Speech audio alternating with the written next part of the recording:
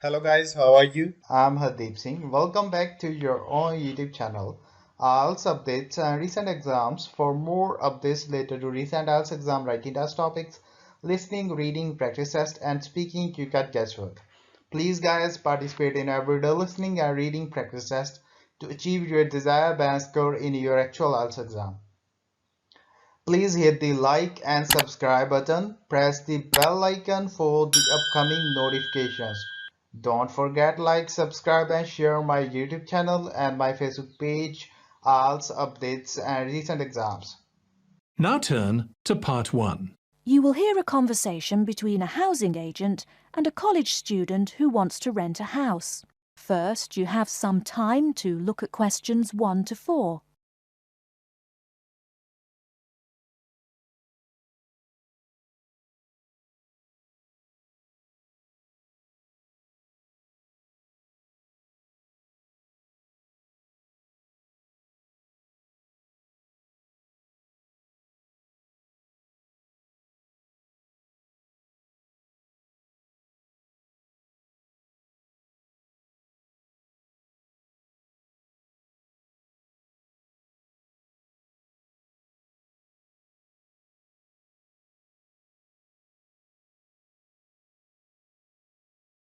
Now we shall begin.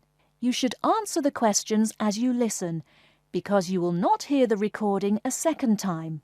Listen carefully and answer questions 1 to 4. Good afternoon and welcome to Habitat Hunters. You must be Joseph. Yes, that's right. You said on the phone that I could come by at 2 o'clock. Sorry, I'm a little early. Oh, no problem at all. In Calgary's market, you have to move fast if you want a good apartment. Actually, I'd settle for almost anything. I've been here 10 days and the hotel is ruining me. My father has me on a strict budget. Sit right down here now, sir. Let's talk a little about the places before we go have a look. Now, we have 4 apartments available. Okay. Could you tell me more about those 4 apartments? Sure. The first one is on Beetle Road, just a block off campus. It's a 3-bedroom with a bathroom and a living room and a great Italian restaurant right next to it. How much? Well, it's $435 a month, including internet and utilities. Okay, that sounds reasonable. Any drawbacks to the house? There's a really big garden, but it hasn't been taken care of over the years and is just too big to clean up nicely. That sounds okay. Tell me about the next option. The other 3-bedroom apartment is on Oakington Avenue on campus. It is right near the building where you have classes, and the kitchen and living room are newly furnished. Wow, that sounds like a pretty good option. Well, it is a cool apartment, but since it's a dormitory, the living room, bathroom, kitchen and washing machine are all shared. It would be nice not to have to buy living room furniture, though. And how much is this one? $400 per month for a bedroom with an air conditioner. For a bedroom without an air conditioner, you would pay less, $340 for it. Yikes. Even with the air conditioner, it sounds really inconvenient to have to share facilities. I'll never cook if I have to walk down the hall to use the kitchen. Yeah, that's true. Before you hear the rest of the conversation, you have some time to look at questions 5 to 10.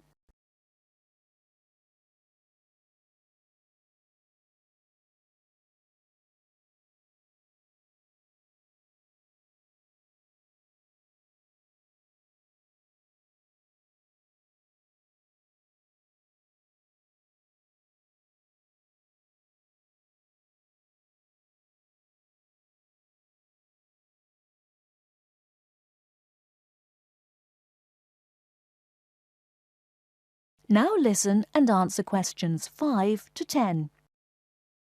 Anyway, the next place is a 2-bedroom on Mead Street. Oh, I like Mead Street. That's off campus, right? Yep, it's pretty cool, but it only has 2 bedrooms plus a living room and a study. But I want to live together with my 2 friends. So you could make the study into a small bedroom if you end up living with them.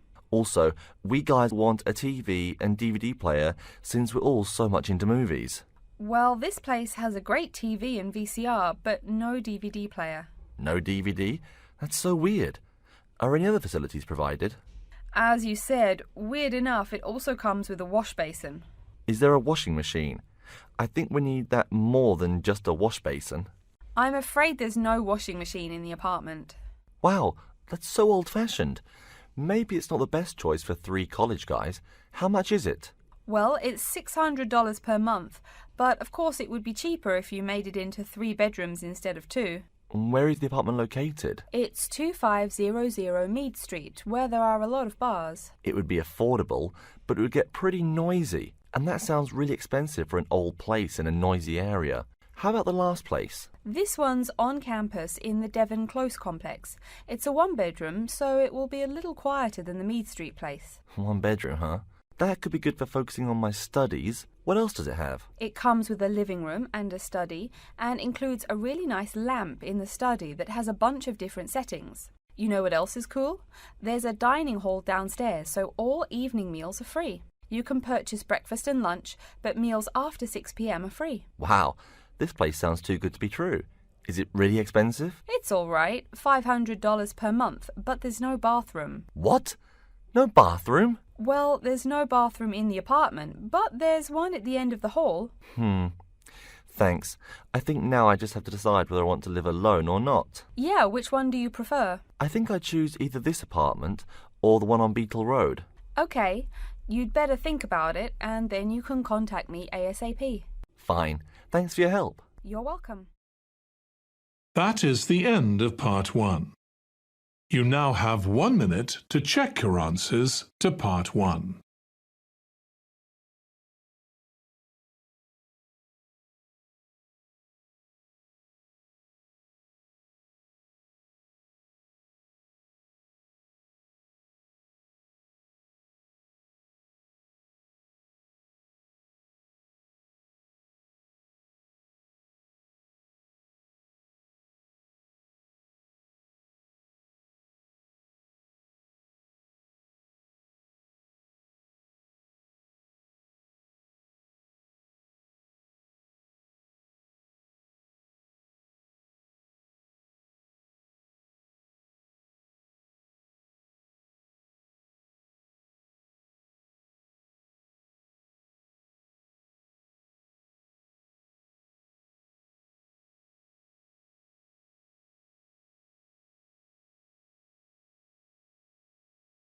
Part 2. You'll hear a talk about the waste collection in Baltimore. First, you have some time to look at questions 11 to 15.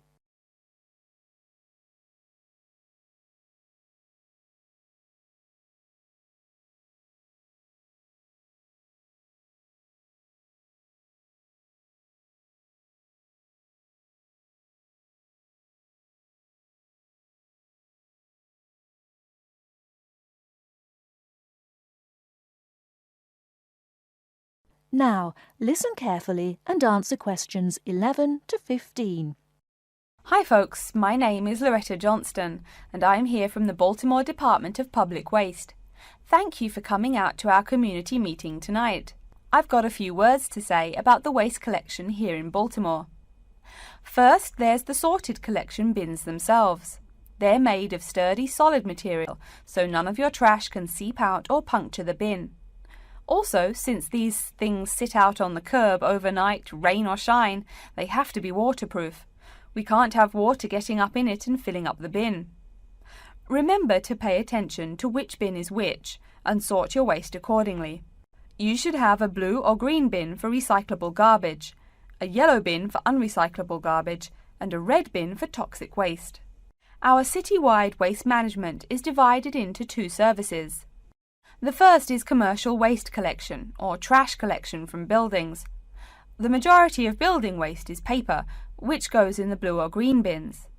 You'll notice in your office buildings there are signs that warn you not to overfill these bins. All that paper adds up, and an overflowing bin is infinitely harder for collectors to carry to the truck and empty. Aside from paper, another large source of building waste is metals. Metals such as tin and aluminium can be put in the yellow recycle bins, but metals like lead and copper should be disposed of in the red bins.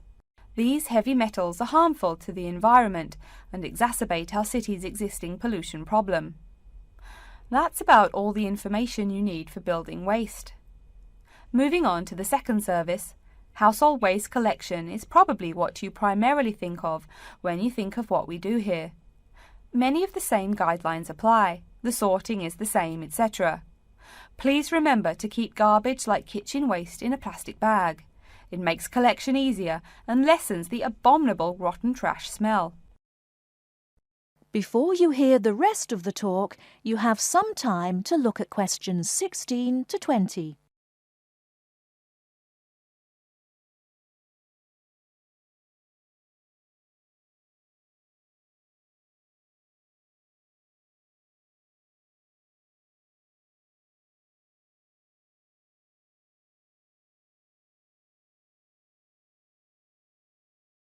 Now listen and answer questions 16 to 20. So, after we take your trash away, what happens to it? We take all the garbage to one of a number of garbage disposal plants, each of which is located in the middle of an open space of some sort. No one wants to have their home or office right next door to a waste disposal plant, right? Waste is collected and then disposed of once every 4 weeks. A lot of trash can build up in that time, so we're in the process of developing a plan to fund collection more frequently. Ideally, it would be collected weekly, but we will likely have to settle for bi-weekly. The garbage trucks make their rounds to clear the bins at night in order to avoid traffic. I'm sure you've seen how much waste your own household produces in a given week. Now imagine all the trash produced by all the households in Baltimore. It's a lot, right? It may surprise you that this amount is only marginal compared to commercial waste. Yep, the main waste producers are actually businesses, industrial facilities, retail and offices.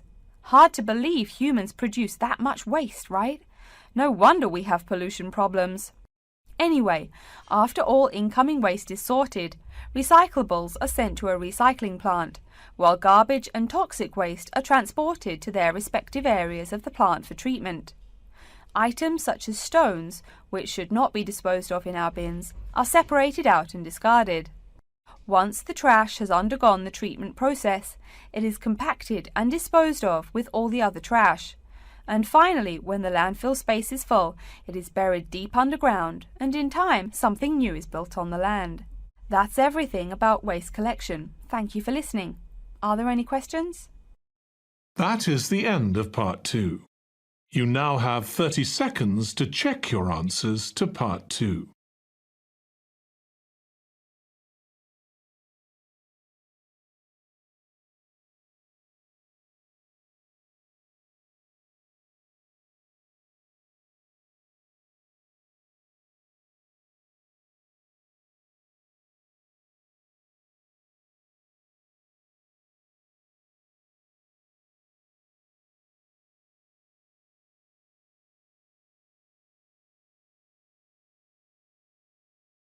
Part 3. You will hear a student called Julie talking to her classmate named Ricky about a new essay that Professor Johnson assigned. First, you have some time to look at questions 21 to 24.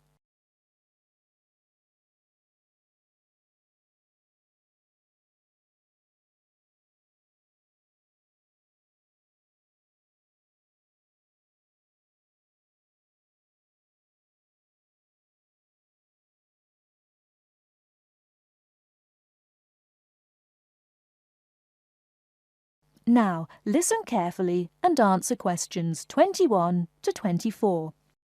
Hi, Julie, it's Ricky. Hi Ricky, how are you? I noticed you weren't in psychology today.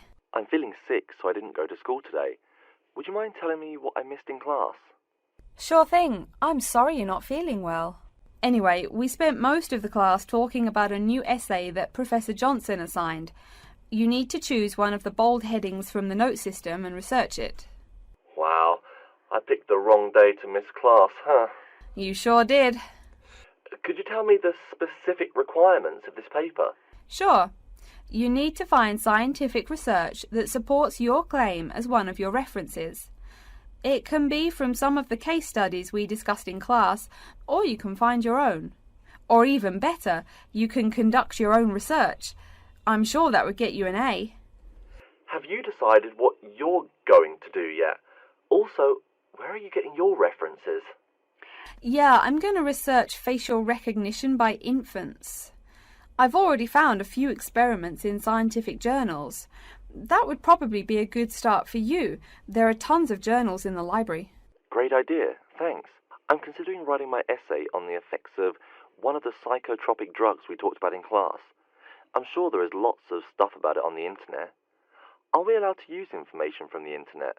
Sure, you can use that as long as it's not your main source for information. You'll probably want to cite some of the experiments we went over. Good idea, thanks. I'm going to try to find some information from a bunch of different sources. Before you hear the rest of the talk, you have some time to look at questions 25 to 30.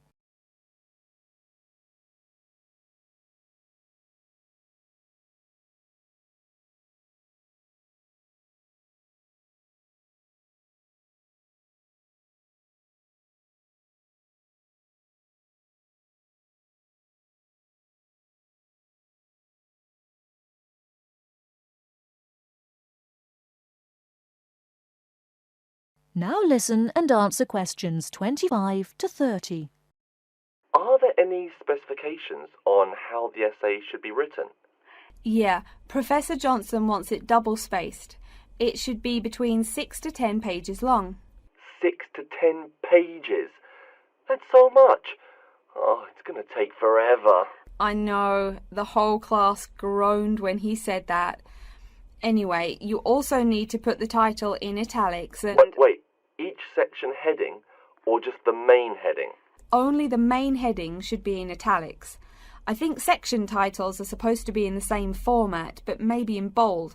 You'll have to check that in class next time. Oh, okay. So I take it that the report has to be typed, since there are so many requirements. What are the other formatting requirements? Yep, it's got to be typed. Aside from that, there are still a few more specifications. You should number each page. Make sure it goes up in the top right corner. Okay, I'll make sure to write that down. I always forget to number the pages. Do we need to title and date each page too? You need the shortened title on every page, but no need to include the date. That should just be on the cover page. Okay, thanks. No problem. Also, make sure the margins are 3.25 pixels wide. What? I'm not even sure how to do that. Oh, it's okay, I can show you. It's really easy. I think that's all the directions he gave us. A lot of formatting requirements, but we have the freedom to research many things that we like, so that's good. Oh, I almost forgot. Remember to put down your ID number on your report. Thanks so much for your help. I'll see you in class Monday. No problem. Glad I could help. See you later.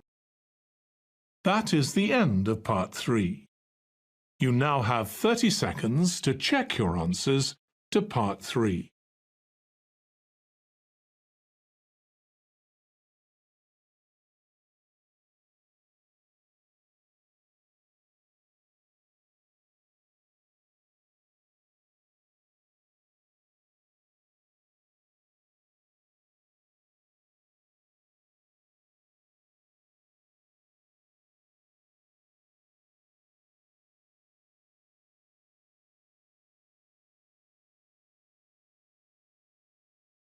Part 4.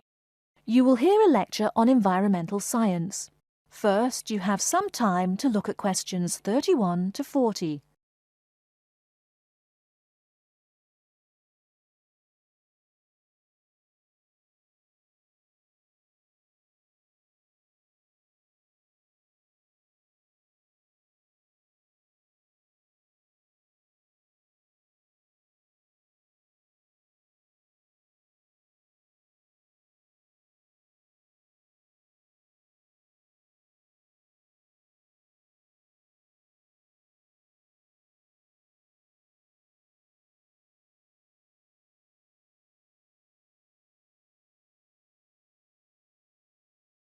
Now, listen carefully and answer questions 31 to 40. Good morning and welcome to yet another lecture in environmental science. I don't think I'm telling you a secret when I mention that water is a big worry here in Australia. The stuff is scarce. Perhaps that's why we drink so much beer, eh? Seriously though, a safe and reliable source of water is one of the great concerns of people everywhere. Moreover, as the world population grows, the pressure on existing water supplies grows greater and greater. Think about it. Our economic system demands that there be more and more consumers. The growing number of people has been tied to climate change, including droughts. So more people means less water. But our economic system demands a high birth rate. Forget about oil. Soon enough you will see wars for water. Mark my words. But today I'm going to confine my remarks to Australia. As noted already, here down under the water supply is extremely scarce. The only drier continent is Antarctica, and remember, no one really lives there anyway. Moreover, in recent years, the wind patterns have changed. Rain that used to fall on the country now falls out to sea hundreds of miles to the south. Now, when I speak of people needing water, most of you probably think of drinking. Certainly everyone needs water for drinking, but surprising as it may sound, drinking is not anywhere near being the main use for water. Most water is actually used for washing. When you take a shower, you probably use well over 100 litres of water. Every time you flush your toilet, that's about 8 litres, but most people drink no more than 2 litres or so per day. So, where to get water? It could be obtained from rainwater, but often rainfall consists of other harmful pollutants that evaporated with the water. In fact, acid rain, an intense example of this, causes harmful effects on the wildlife of the habitat on which it falls. Water from underground could also be used, though it is more difficult to contain and often must go through an extensive cleansing process. The purest water is found in rivers, creeks, lakes and dams. And, sad to say, Australia has precious few of these. Really, how many of your hometowns have rivers? Year-round rivers, I mean. The soil tends to be sandy, so water soaks into the ground. Many places are rocky too, so 87% of the rainfall is lost to evaporation. That's almost twice the evaporation rate in my native Canada. Speaking of rain, we already heard how rainfall is diminishing here in Oceania. The quantity itself isn't the only problem either. Going back to the problems with obtaining rainwater, a further problem is that rain is a useful source of water only if air pollution is fairly mild. Again, you're in a situation where you can't win. You need water where most people live. People tend to build cities where rainfall is adequate, but then modern cities tend to feature polluted air, which renders the rain far less easily usable. Okay, let's take a look at the table here. You'll see it showing the relative pollution of rainfall in the world's cities. The more people, the dirtier the rain. This is becoming a huge concern for people in the West who want their water to be pure and safe. Though reliable drinking water is important everywhere, the concern in the West is reflected in all the government regulations and political campaigns aimed at solving this problem. In contrast, there are not as many demands made on the governments in Asian and African cultures to improve the water, as their focus is on other issues. Now, whatever the source of water, we can never afford to forget that all water is highly vulnerable to contamination. Whether we're getting it from the ground, from bodies of water or rainfall, it is susceptible to a variety of toxins. In fact, that's why we clean it before using it. Water carries with it filth and dirt. This problem shows up in a number of different ways. As humans and all other animals need water to survive, it's no surprise to us that one of the most important domestic uses of water is for drinking. Yet, if you have old-fashioned lead pipes, you may slowly be poisoning yourself by drinking that nice clear water. The industrial pollution, farm chemicals and leaky landfills are well-known sources of contaminants as well. So what is being done to ensure we Australians a safe and steady supply of drinking water? There are a lot of initiatives that make admirable efforts to remedy this issue. We'll be talking about this when we meet again on Thursday, but as a preview, I can tell you that so far the amount of real solutions that have been produced is not nearly adequate. Traditionally, we've been very free in this country. That means that every person and every province tend to go its own way. So the mechanisms for water management are, in a word, insufficient. To begin seeing how this is so, I want you to read something before our next class. Though a lot of previous data on water usage and water management are inconclusive and have thus caused quite a concern, we can learn a lot from the contents of reports written on the subject. The basis for the government's water policy is the 1989 White Paper reporting on water use, present and future. If you compare the numbers offered in the paper with those in the text, you'll find that the report is rather untrustworthy. Truth being told, I'm being too kind when I say that. That is the end of Part 4. You would now have 10 minutes to transfer your answers to the answer sheet. So guys, don't forget like, subscribe and share my YouTube channel and my Facebook page, IELTS updates and recent exams. For more updates related to recent IELTS exam writing test topics, listening, reading, practice test and speaking, you got guesswork. Please guys, participate in everyday new IELTS listening and reading practice tests to achieve your desired band score in your actual IELTS exam. For more IELTS material, visit my official website www.ieltsupdatesandrecentexams.com. The link is given below in the description. If you need PDF files of latest IELTS material, then please join my Telegram channel. So guys, please write your score below the comment section. Again, thanks for listening. God bless you all guys. Stay tuned, stay safe.